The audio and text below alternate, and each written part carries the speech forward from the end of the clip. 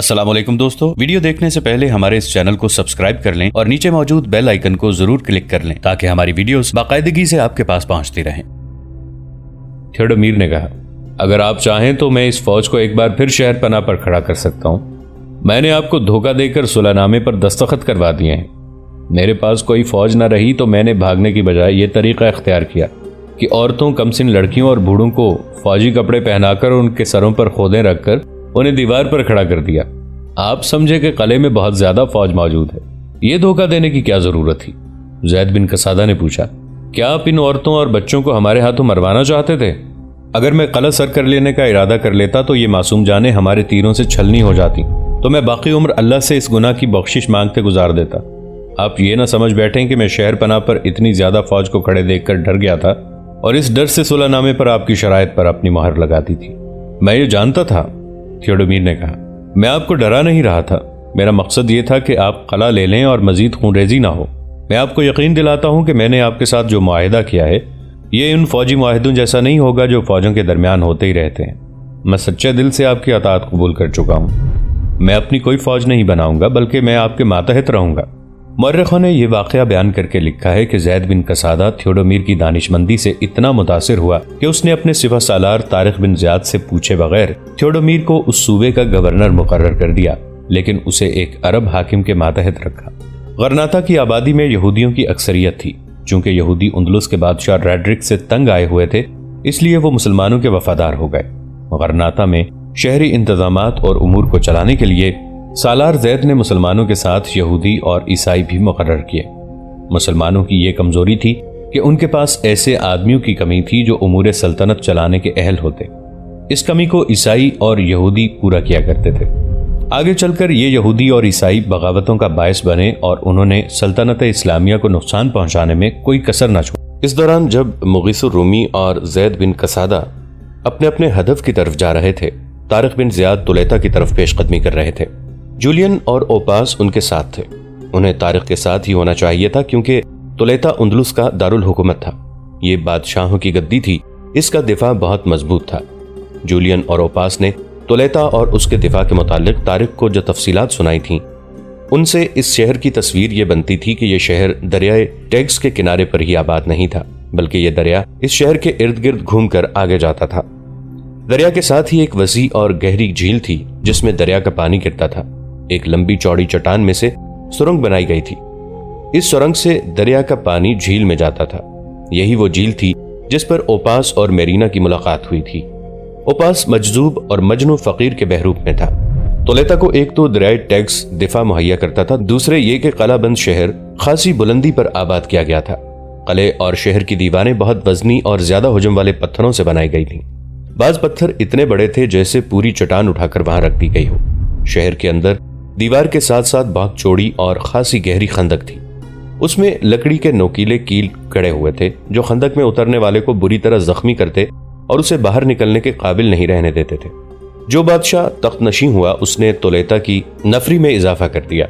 जब गोत आए तो उन्होंने इस शहर को इतना ज्यादा मजबूत बना दिया कि इसे नाकाबिल तस्खीर शहर कहा जाने लगा। तारिक बिन ज़ियाद ने मैदानों और पहाड़ी इलाकों में आमने सामने लड़ाइयां लड़ी थीं। उसने 12,000 मुजाहिदीन से उंदलुस की 1,00,000 फौज को शिकस्त दी थी, लेकिन किला सर करना बिल्कुल ही मुख्तलिफ मुहिम थी। इसके तौर तरीके कुछ और थे। फिर तुलैता जैसे नाकाबिल तस्खीर किले को सर करना तो नामुमकिन की हद तक मुहाल था। तारिक बिन ज़ियाद अल्लाह के भरोसे जा रहा था। तुलैता में उंदलुस के बादशाह रेड्रिक का मातम हो रहा था। महल का माहौल ही उदास नहीं बल्कि सारे शहर पर उदासी तारी थी। इस उदासी में खौफ का अंसर नुमाया था। रेड्रिक की 1,00,000 फौज के कुछ बचे कुचे फौजी तुलैता पहुंचे थे। उनमें वो गैर फौजी रजाकार भी थे जो रेड्रिक के ऐलान पर फौज के साथ दरियाए गावियत की जंग लड़ने के लिए चले गए थे। इनके अलावा दूसरी जगहों से भागे हुए लोग भी तुलैता चले गए थे। उन्होंने वहां जाकर मुसलमानों के मुतालिक ऐसी बातें लोगों को सुनाई थीं जैसे मुसलमान शेरों, चीतों और भेड़ियों की तरह अपने मुकाबले में आने वाली फौज को चीर फाड़ देते हों। तुलैता जंगे गादियत से पहले भी अफवाहों का शहर बन चुका था। ये उन दिनों का वाक़या है जब रेड्रिक ने ऐलान किया था कि शहरी फौज में शामिल हो जाएं। रेड्रिक तारिक बिन ज़ियाद को उंदलुस से निकालने के लिए पेम्पलोना से गादलियत की तरफ चला गया था। ओपास बहरूप में तुलैता गया और मेरीना से मिलकर वो शहर के लोगों पर मुसलमानों की दहशत तारी करने का इंतजाम कर रहा था। تولیتا کے گوتھوں نے شہریوں میں ایسی افواہیں پھیلا دی تھیں جنہوں نے شہریوں کو خوفزدہ کر دیا تھا۔ اس کے بعد تولیتا والوں کو خبر ملی تھی کہ ان کا اتنا بہادر اور جابر بادشاہ مسلمانوں کے ہاتھوں مارا گیا ہے اور اس کا 1,00,000 نفری کا لشکر صرف 12,000 مسلمانوں کے ہاتھوں کٹ گیا ہے، تو تولیتا کے لوگوں میں خوف و ہراس پھیل گیا۔ پھر ہارے ہوئے فوجی اور رضاکار تولیتا پہنچے تو انہوں نے مسلمانوں کی ایسی دہشت ناک باتیں سنائیں جنہوں نے گوتھوں کی پھیلائی ہوئی افواہوں کی تصدیق کر دی۔ وہ مسلمان یا جو کوئی بھی ہیں وہ انسان نہیں، کوئی اور ہی مخلوق ہے۔ ہاں، ایک انسان 2 کا مقابلہ کر سکتا ہے، لیکن وہ تو 20 کو تلوار کے ایک ہی وار سے کاٹ دیتے ہیں۔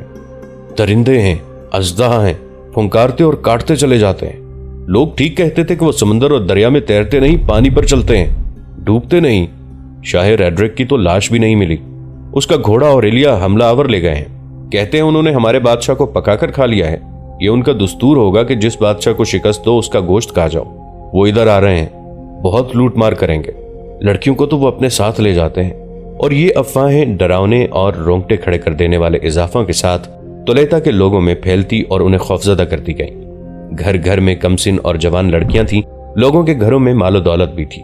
سب سے زیادہ قیمتی چیز جو ہر ایک کے پاس تھی وہ اس کی جان تھی۔ کوئی امیر تھا یا غریب، وہ اپنی جان نہیں دینا چاہتا تھا۔ افواہوں میں یہ بھی کہا جا رہا تھا کہ مسلمان لڑکوں اور جوان آدمیوں کو غلام بنا کر لے جاتے ہیں اور ان پر بہت ظلم کرتے ہیں۔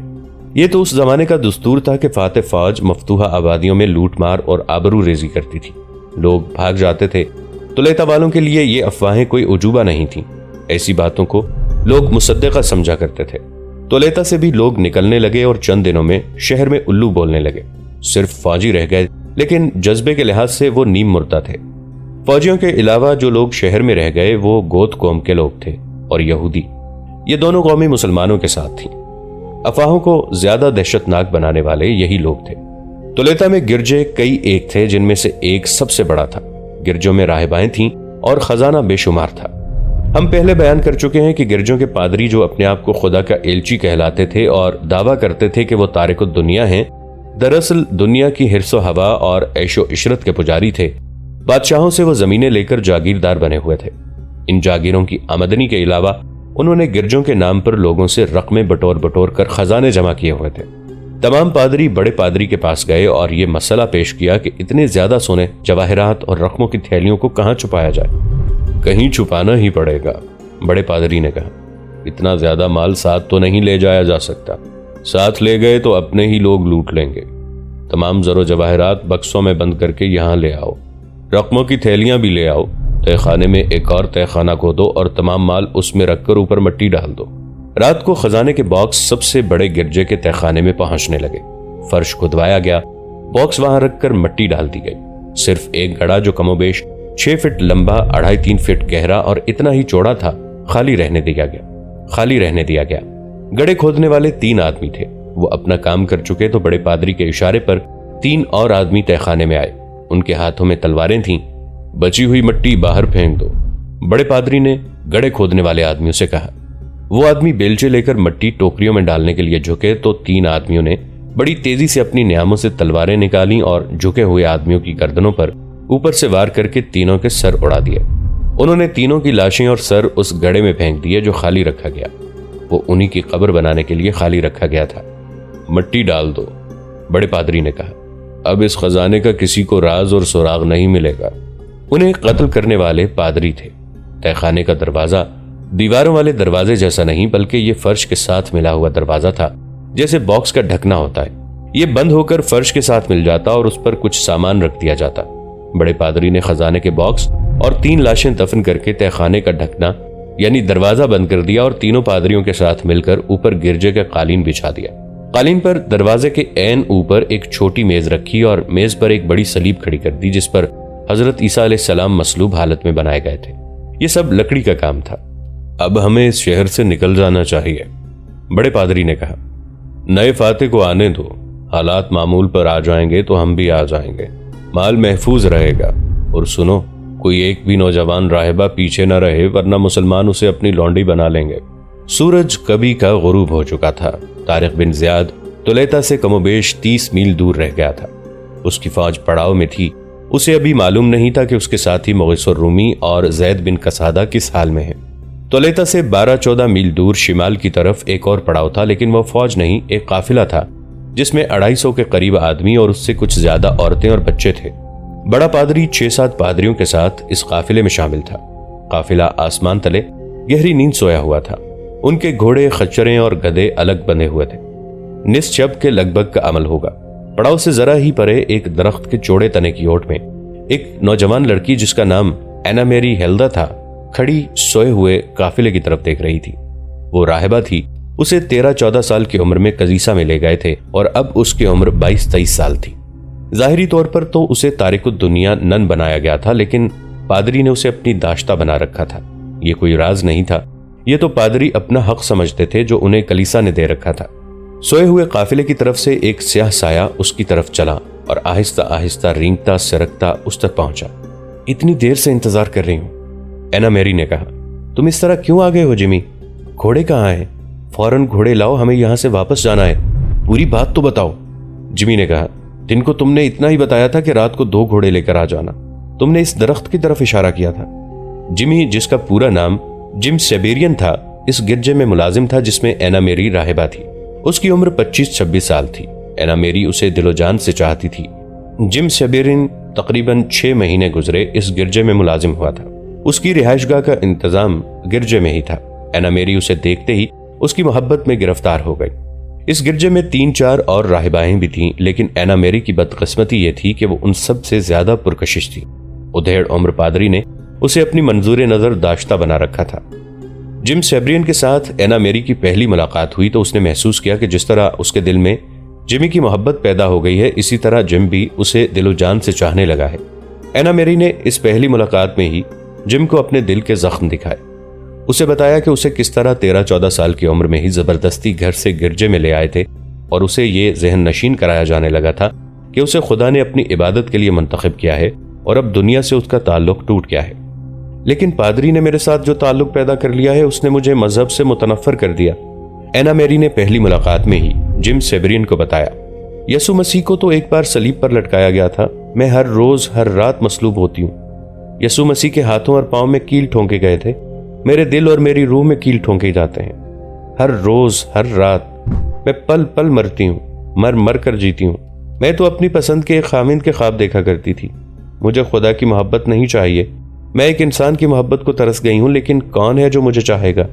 مجھے خود اپنے جسم سے بدبو آتی ہے۔ تم مجھ سے نفرت کرنے لگو گے جمی؟ مجھے تمہارے جسم کے ساتھ ذرا سی بھی دلچسپی نہیں یعنی؟ جم نے کہا، میری دلچسپی تمہارے دل اور تمہاری روح کے ساتھ ہے۔ جم نے اسے پہلی ملاقات میں اسے اس محبت کا یقین دلایا جس کا تعلق جسم سے نہیں دل سے ہوتا ہے۔ اینا میری کو وہ محبت مل گئی جس کے لیے وہ ترس گئی تھی۔ دونوں نے وہاں سے بھاگ جانے کا عہد کر لیا تھا، لیکن کسی راہبہ کا گرجے سے نکلنا ممکن ہی نہیں تھا۔ یہ لڑکیاں گرجوں اور مذہبی اداروں کی قیدی ہوا کرتی تھیں۔ ان کا لباس ایسا الگ تھلگ ہوا کرتا تھا کہ کوئی راہبہ باہر نکل کر اپنے آپ کو چھپا ہی نہیں سکتی تھی۔ ان پر پہلے بھی لگے رہتے تھے۔ جم دور کا رہنے والا تھا، وہ نوکری کی تلاش میں یہاں آیا تھا۔ اس شہر میں اس کی کسی کے ساتھ جان پہچان بھی نہیں تھی کہ اینا میری کو بھگا کر کہیں چھپا لیتا، پھر موقع دیکھ کر شہر سے نکل جاتا۔ پھر بھی اس نے تہیہ کر لیا تھا کہ اس لڑکی کو وہ اس جہنم سے نکال کر لے جائے گا۔ 6 مہینوں تک ان کی محبت ایسے مقام پر پہنچ گئی جہاں سے واپسی ناممکن ہو گئی تھی۔ وہ ایک دوسرے پر اپنی جانیں بھی قربان کر دینے کو معمولی سی قربانی سمجھنے لگے تھے۔ پھر تولیتا میں مسلمانوں کے خوف و ہراس کی لہر دوڑ گئی۔ کچھ دنوں بعد لوگ شہر سے نکلنے لگے۔ اینی، ایک روز جم نے اینا میری سے کہا، اب وقت آ گیا ہے، شہر کے دروازے کھلے رہتے ہیں، لوگ قافلہ در قافلہ اور کنبا کنبا بھی جا رہے ہیں، ہم بھیس بدل کر بھاگ سکتے ہیں۔ اب یہ شخص مجھ پر اور زیادہ کڑی نظر رکھتا ہے، اینا میری نے کہا۔ میں ذرا ادھر ادھر ہو جاتی ہوں تو اس کی حالت پاگلوں جیسی ہو جاتی ہے۔ کسی اور راہبہ کو اس کے کمرے میں بھیج دیا کرو، جم نے کہا۔ وہ کسی دوسری لڑکی کی طرف دیکھتا ہی نہیں، اینا میری نے کہا۔ میرے بغیر اس کی حالت ویسی ہو جاتی ہے جیسی تمہاری یا تمہارے بغیر میری ہو جاتی ہے۔ کبھی تو وہ بالکل بچہ بن جاتا ہے اور میرے ساتھ ایسی حرکتیں کرتا ہے جیسے میں اس کی ماں ہوں۔ اگر تم اجازت دو تو میں اسے قتل کر سکتا ہوں، جم نے کہا، اور ہم دونوں آسانی سے شہر سے نکل جائیں گے۔ نہیں جم، اینا میری نے کہا، تم پکڑے جاؤ گے، مجھے اپنا غم نہیں، میں تو مر ہی جانا چاہتی ہوں۔ کچھ دن اور گزر گئے۔ جم پادری کے قتل کے سوا کوئی اور بات کرتا ہی نہیں تھا۔ اندلس کے اس دارالحکومت میں کوئی بادشاہ نہیں تھا، نہ باقاعدہ طور پر کوئی فوج या हुकूमत काम कर रही थी। शहर के दरवाजे अलसुब खुल जाते और रात गए तक खुले ही रहते। तारिक बिन ज़ियाद को शहर की इस कैफियत का इल्म नहीं था। जूलियन और ओपास उसे बता रहे थे कि तोलेता में दाखिल होना नामुमकिन की हद तक मुश्किल होगा और रेड्रिक के जानशीन इस शहर को बचाने के लिए जानों की बाजी लगा देंगे और मुहासरा बहुत लंबा हो जाएगा। वो रात आई जब एना मेरी फैल्दा शहर से 12-14 मील दूर एक दरख्त की ओट में जिम के इंतजार में खड़ी थी और जिम उसके पास पहुंचा तो उसने पूछा कि घोड़े कहाँ हैं। दिन को मैं तुम्हें पूरी बात नहीं बता सकती थी, एना मेरी ने जिम से कहा। हमारे पादरी बड़े गिरजे में खजाना छुपा कर आए हैं। मेरे पादरी को मुझसे इतना प्यार है कि उसने मुझे बता दिया है कि खजाना तहखाने में दफन किया गया है और तहखाने के दरवाजे पर कालीन रखकर उस पर यसु मसीह का मसलूब बुत रख दिया गया है। वो कहता है कि शहर के हालात ठीक हो जाएंगे तो हम वापस आकर अपना खजाना निकाल लेंगे। अगर हम खजाना साथ ले आते तो रास्ते में लुट जाने का खतरा था और हम वहीं रहते और खजाना अपने पास रखते तो हमलावर कौम हमसे छीन लेती। तो उस खजाने के साथ हमारा क्या ताल्लुक है? जिम ने पूछा। हमने ये खजाना निकालना है, एना मेरी ने कहा। तुम्हारा दिमाग ठिकाने नहीं रहा, जिम ने कहा। हम खजाना उठाकर कहाँ जाएंगे? कहाँ उठाए फिरेंगे खजाना? सारा नहीं जिम, एना मेरी ने कहा। तुम मेरे साथ वापस चलो, हम अपनी जरूरत के मुताबिक वहां से रकम और कुछ चीजें उठा लेंगे और शहर में ही रहेंगे, गिरजे में नहीं, मेरे घर में। मेरे घर वाले पहले ही जा चुके हैं, हमारा मकान खाली पड़ा है। मुसलमान आ गए तो क्या करोगी? हम दोनों मुसलमान हो जाएंगे, एना मेरी ने कहा। मैंने सुना है कि उनका मजहब कबूल कर लो तो वो इज्जत से पेश आते हैं। जिम कोई फरिश्ता तो न था कि खजाने को ठुकरा देता। खजाने के अलावा एना मेरी की मोहब्बत थी जिसने उसे पाबजोला कर रखा था। उस लड़की ने उसे ऐसे सब्ज बाग दिखाए थे कि वो वापस तुलैता जाने के लिए तैयार हो गया। काफिला गहरी नींद सोया हुआ था। जिम का अपना घोड़ा था जो उसने दबे पांव जाकर खोला। अपनी जीन भी चुपके से उठा लाया और घोड़े पर कसकर एना मेरी के पास गया। एना मेरी ने उसे घोड़े से उतरने न दिया। उसने बाजू ऊपर किए। जिम ने झुककर उसे ऊपर उठाया और अपने आगे बिठा लिया। काफिले वालों को खबर ना हुई कि एक घोड़ा 2 सवारों के साथ चला गया है। पोप हट रही थी जब काफिला आगे जाने को तैयार हुआ। एना मेरी और जिम को गायब पाकर उनके पादरी ने वावेला बपा कर दिया। उसके साथी पादरियों ने उसका मजाक उड़ाते हुए कहा कि यह लड़की उसकी बीवी नहीं थी, बेटी या बहन नहीं थी। वो अपनी पसंद के किसी आदमी के साथ चली गई है तो जाने दो, अच्छा हुआ कि चली गई है। इस किस्म के गैर यकीनी सफर में इतनी खूबसूरत लड़की को साथ रखना ठीक नहीं। हमारे साथ और भी लड़कियां हैं, ये भी भाग जाएं तो अच्छा है। पादरी चुप हो गया। उनका काफिला चल पड़ा। तारीख के मुताबिक उन तमाम पादरियों ने रोम जाना था जो कलीसा का मरकज था और पोप का हेडक्वार्टर। उस वक्त जब काफिला चला था, जिम और एना मेरी तोलेता शहर में दाखिल हो चुके थे। उन्होंने 12-14 मील का फासला रात को ही तय कर लिया था और दरवाजे खुलने का इंतजार कर रहे थे। जो ही दरवाजे खुले वो शहर में चले गए और एना मेरी जिम को अपने घर ले गई। घर का सामान, पलंग, बिस्तर, बर्तन वगैरह ऐसे पड़े थे जैसे घर वाले बाहर निकल गए हों और अभी वापस आ जाएंगे। दोनों ने दिन उसी घर में गुजारा। लोग एक दूसरे की देखा देखी शहर से जा रहे थे। मकान खाली हो रहे थे। कोई किसी खाली मकान में चला जाता तो कोई देखने वाला और पूछने वाला नहीं था। जिम और एना मेरी को ऐसा खतरा नहीं था कि कोई उन्हें पकड़ लेगा और वो उस घर में क्या कर रहे हैं। आधी रात से कुछ पहले का अमल था जब वो दोनों घर से निकले और बड़े गिरजे की तरफ चल पड़े। जिम ने घोड़े की बाग पकड़ रखी थी और दोनों पैदल जा रहे थे। उन्हें तवक्को थी कि गिरजे के अहाते का गेट बंद और मुकफ्फल होगा, लेकिन उन्हें गेट खुला हुआ मिला। गिरजे की इमारत तारीक थी। जिम और एना मेरी इससे ज्यादा तारीकी में भी इस गिरजे के कोने कोने और गोशे गोशे तक पहुंच सकते थे। इस गिरजे की वो एक एक ईंट और एक एक पत्थर से वाकिफ थे। उनके पास एक मशल थी जो उन्होंने तहखाने में उतरकर जलाई थी। दोनों इबादतगाह में दाखिल हो गए जिसके एक कोने में तहखाने का दरवाजा था। जिम के हाथ में कुदाल थी जो उसने एना मेरी के घर से उठाई थी। उसके पास तलवार भी थी और खंजर भी, और एना मेरी के पास भी खंजर था। जिम ने मशल जलाई। वो उस कालीन पर खड़े थे जिसके नीचे तहखाने का दरवाजा था। एना मेरी ने बड़ी तेजी से वो तमाम चीजें जो कालीन पर रखी हुई थीं घसीट कर परे फेंक दी। फिर दोनों ने कालीन हटाया। एना मेरी को मालूम था कि यह दरवाजा है। इस तहखाने में वो कई बार गई थी। उसने दरवाजा उठाया और दोनों नीचे उतर गए। तहखाने में मिट्टी बिखरी हुई थी और 2 लंबूतरी ढेरियां थीं। इनके नीचे खजाना दफन है, एना मेरी ने कहा। देखो जिम, हम कितनी आसानी से यहां पहुंच गए हैं, लेकिन हम इतना ज्यादा माल तो नहीं उठा सकेंगे, जिम ने कहा। दोस्तों, आज के लिए इतना ही। इसी कहानी की अगली किस्त के साथ बहुत जल्द हाजिर होंगे। नीचे कमेंट सेक्शन में अपनी राय का इजहार जरूर कीजिएगा। हमारे इस चैनल को सब्सक्राइब करके नीचे मौजूद बेल आइकन को भी जरूर क्लिक कीजिएगा। अगली मुलाकात तक के लिए हमारा और आपका अल्लाह निगहबान।